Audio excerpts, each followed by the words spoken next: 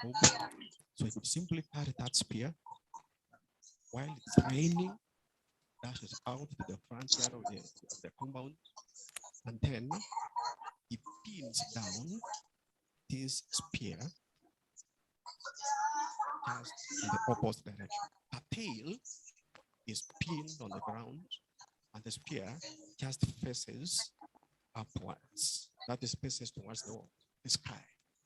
So it used to act like a thunder harvester. So they are very sure that in this case here, things will not really be, there won't be a problem. To this day, these things happen. Then, in the absence of a spear in this home, somebody also could walk out with an axe. And then that sharp edge, the cutting edge, somebody simply hits it down on the front, on the front back, the front yard of the house. It sticks there. Then one moves back to the house and says, no, thank God. May we not experience this kind of lightning because they know that it is dangerous. I think it has always worked. Times when there were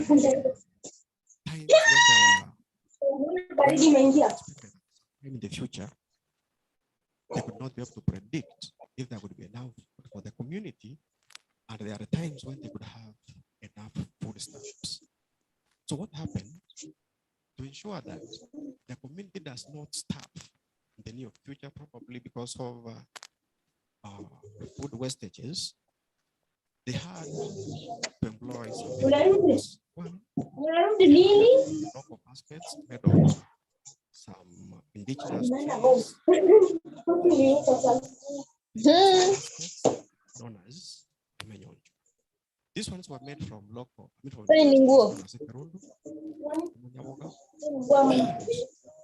when they had excess food, they stored in these pots.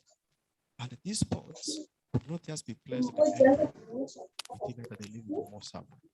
It could be kept at the Irong. That is the traditional ceiling. One, it was believed that at the Irongo, this is a house which was used to be because there was that soup. This one was believed to be a very good preservative. One against being infested by weevils. Number two, they knew that by keeping these excess foods at Irongo, it meant that it was not easy for somebody to move out of there and steal the food to go and sell, because it was plenty and therefore they knew how much they would have that would be able to sustain them for a particular period. So they kept this one. That was a very safe place. And in fact, up to date, this practice is very common among most of the families that have about elderly persons. So this one ensured that in times of drought, in terms of prolonged droughts, periods without rains, there would be sufficient foods within the families that would sustain them until another harvest comes. On the question of vegetables, when they had enough of it, they could pluck these vegetables, boil them, sun dry them, and store them in bags. That is in sacks. Stay there for so long. Such that when that time comes, when there'll be no vegetables around, people will not be complaining of the absence of vegetables to use in their families. They'll simply go to, they'll simply reach, they have sacks out of them, make some thing that they think would be enough for them. So this feedback is also very important. Those of you, I'm sure, who have relatives out there, you have done this thing. You don't send them fresh vegetables. You don't keep these vegetables in the fridges and so on. Once they've been harvested, boil them, sun dry, put in a bag, mail it to somebody out there. And these vegetables can be used for a rather long time. Meat, the same. During a dry season, people could realize that our animals are going to die, and they couldn't want to expect to see so many wastages and so on. So those animals could be slaughtered, be it a goat, be it a cow that was seen that might not survive, it could be slaughtered. Then the meat could be roasted. Then it could be put on sticks. Some small pieces could be cut and fixed on a stick, and salted, right? Then they are kept again at Lirongo. That is a traditional Asile. Such that when people need meat, they just go there, pick a few, warm them on the fire, and they move on. Then, on how to preserve beans against weapons, they used to bring the ash and the mix with the beans to ensure that they are also not infested with evils. These measures, honestly,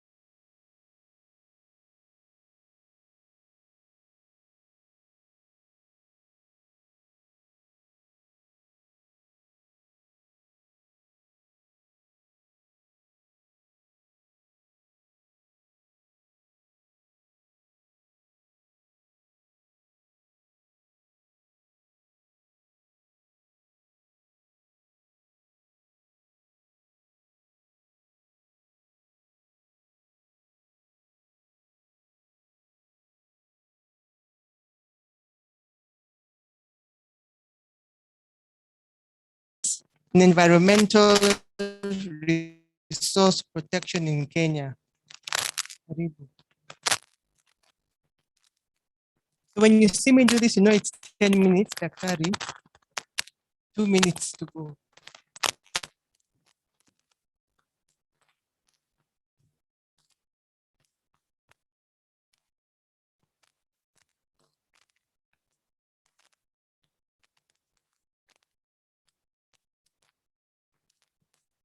It will be loud enough.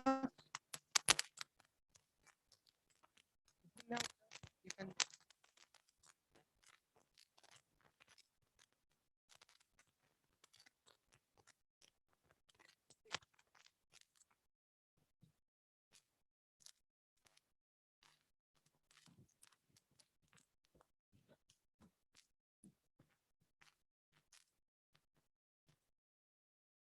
Okay.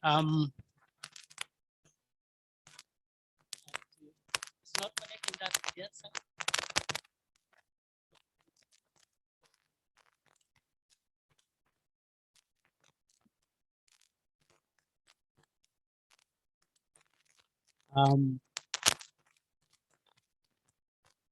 My work or this paper is on the Kalenjin cultural practices in environmental resource protection in Kenya.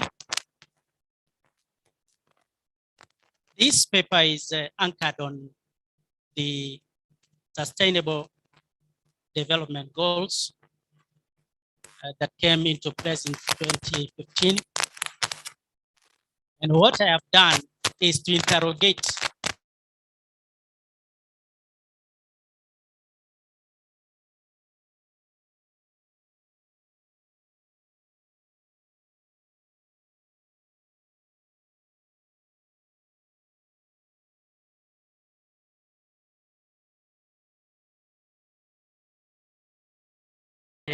number 13, which is climate change.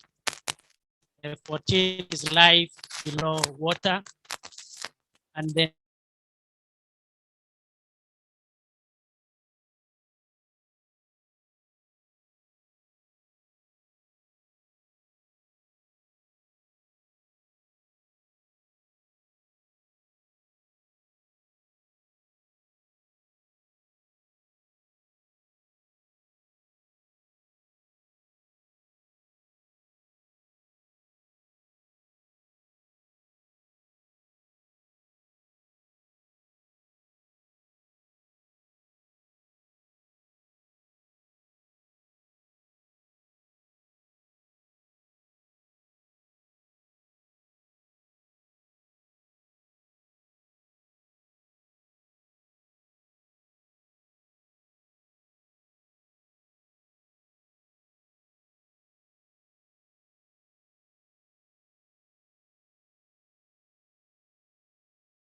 three, to synergize what we have now in the modern day, the African one, so that we can push our development much faster.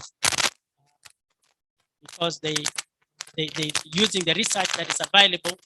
Japan, for example, uses the culture to propel their development.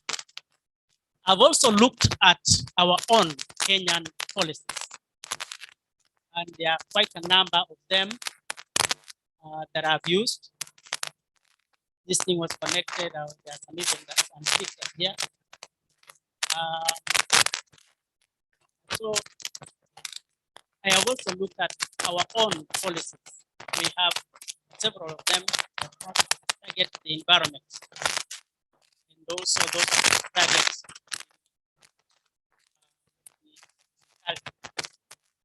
And in doing so, I try to relate all that I'm looking at, those documents, with the Kalenjin.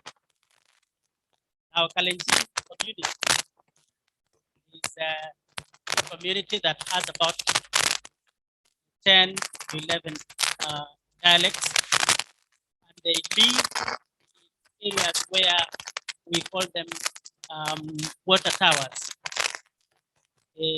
Mau, Mbabut, among other places.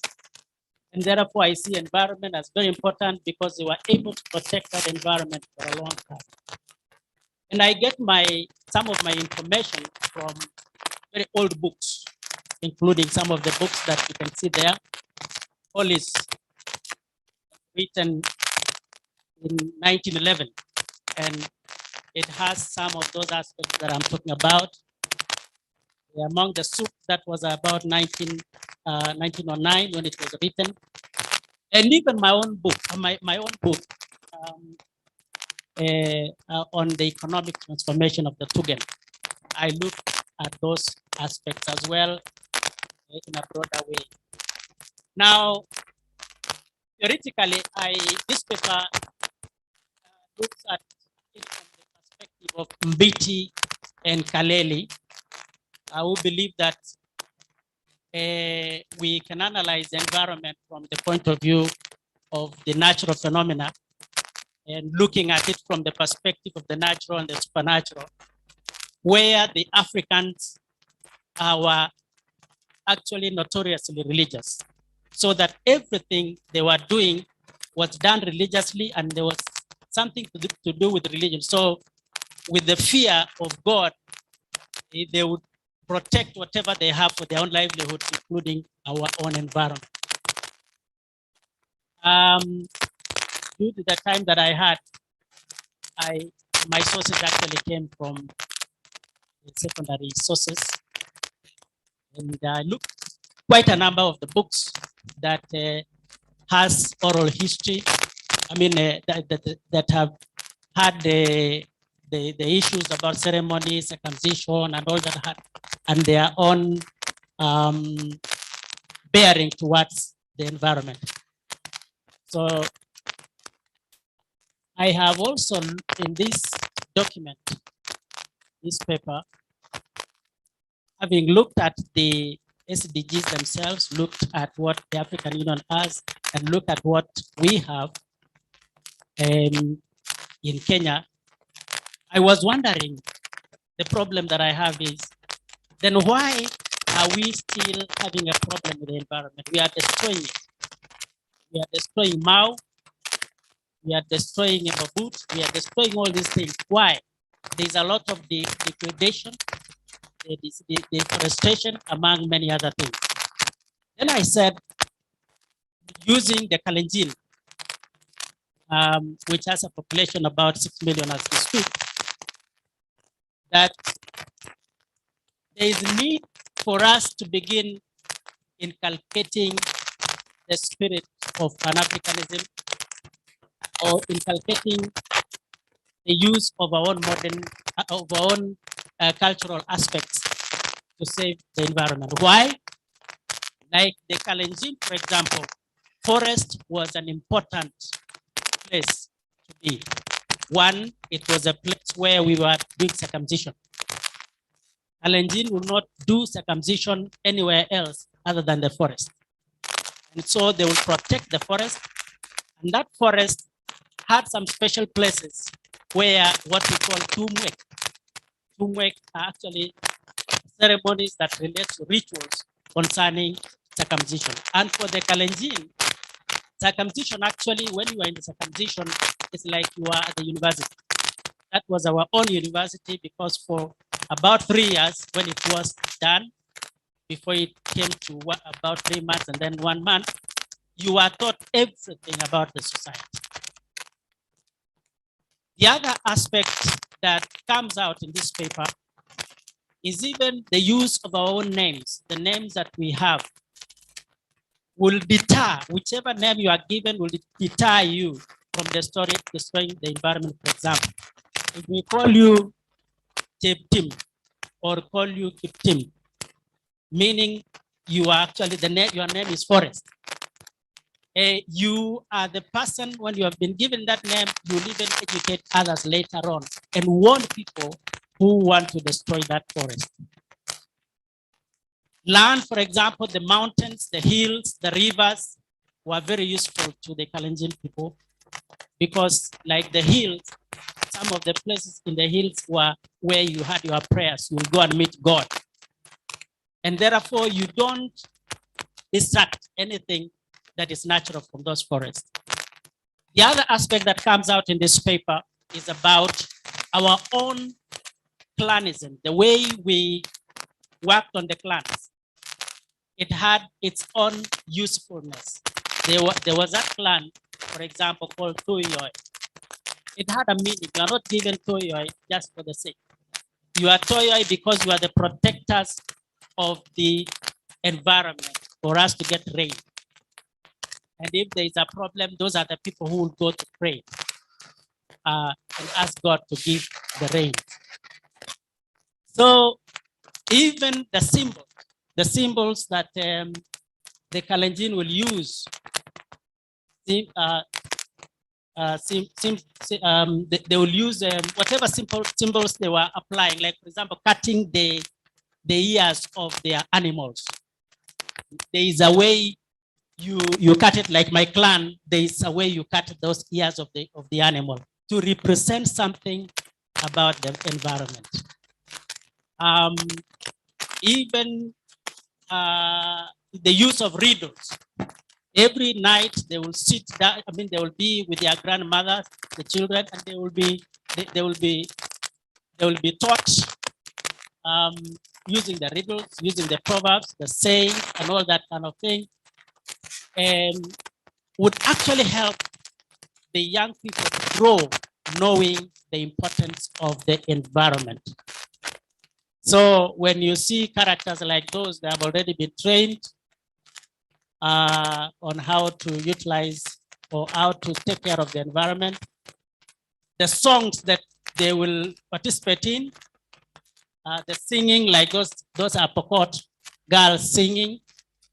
They will sing, passing a message about their environment, how we need to take care of our environment. Elders like these ones that you can see, when they are holding their meetings, they will pass messages that we need to protect the environment because one, that is the source of our livelihood. That is where we graze our animals. That is where we get our medicine, our drugs to treat children. Like for example, if you always give birth to boys, to girls, boys who are very important in that particular culture, they will go to the forest and get the medicine, the bark of those trees and the roots, and they will give you to take. And once you take them, it is irreversible. You'll never get girls again. So they will protect that forest. So there were certain trees that were very important, and among the Kalenjin, it was an issue to take care of the lakes, because the Tugans live, for example, in Lake Baringo. They were aspects that they will warn their children all the time about the forest, about the lakes. They will take care of now the forest as well, which that was very important. So my conclusion, the conclusion that comes out of this paper is that we need to go back,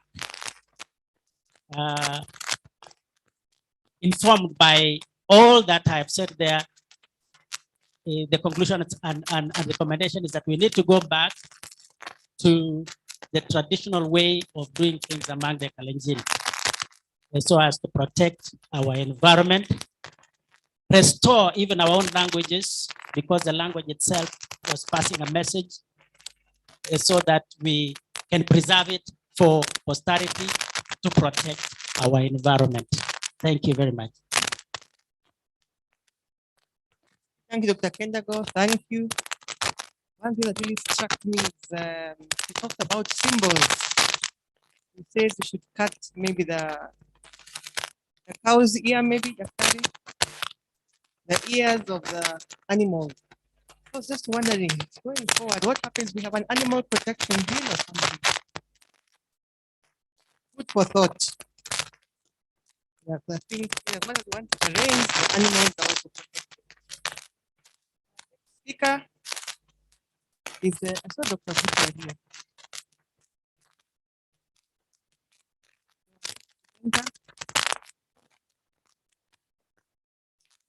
Traditional medicine as a cultural heritage in Kenya, an ecological and social health perspective.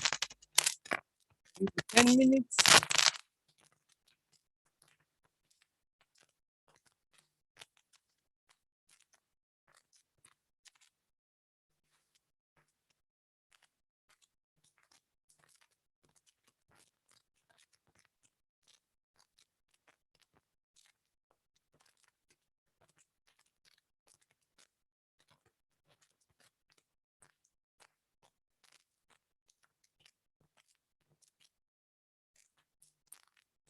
Next presenter, get ready. Amos Wanyoike, you're around. Amos Wanyoike. Okay, so 10 minutes, Daktari. Yes. Good evening. Good evening, everyone. My name is Dr. Peter Gutwa. I'm happy to be here to present on traditional medicine as a cultural heritage in Kenya, an ecological and social health perspective.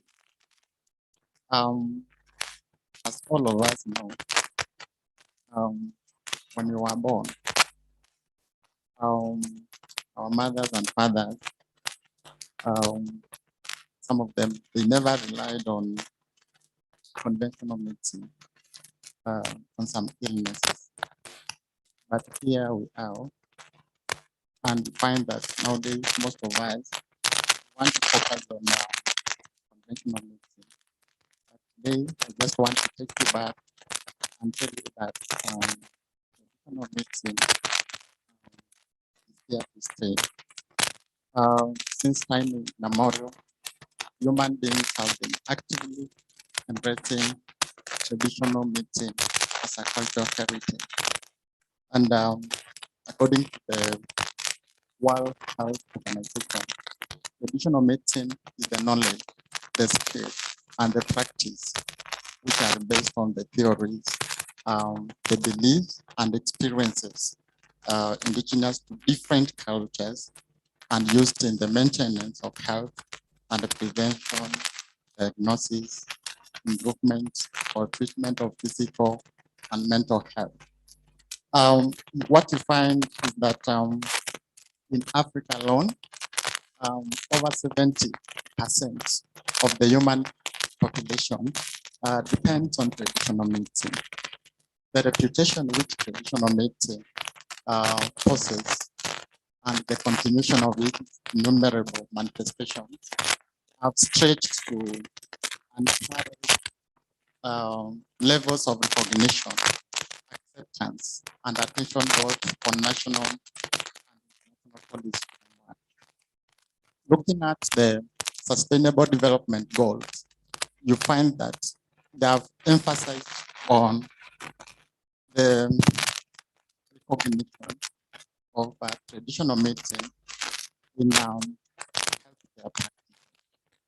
And therefore, traditional medicine is based on ethnomedicine, and it entails the use of mineral, animals, plant materials in the treatment of various diseases and ailments.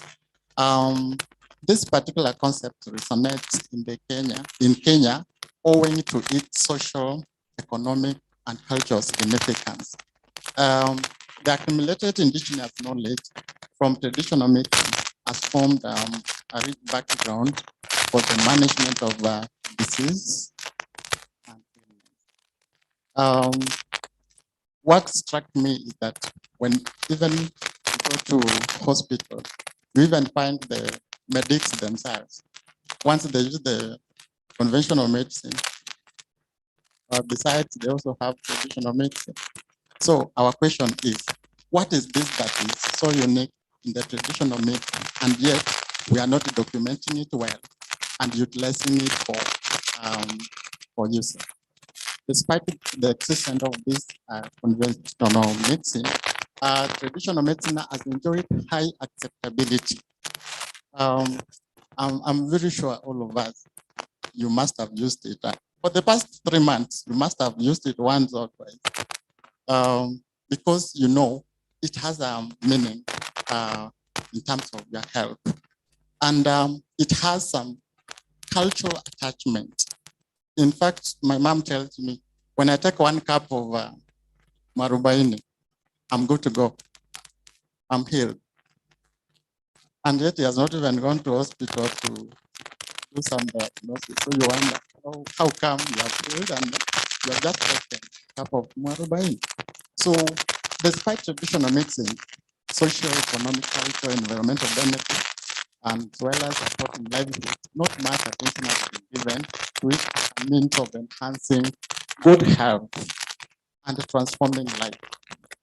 In the year 2011, I was involved in a research on herbal medicine on healthcare. How can it be adopted to be part of the healthcare system? What we found out is that as much as we emphasize on conventional medicine, majority of us are taking traditional medicine.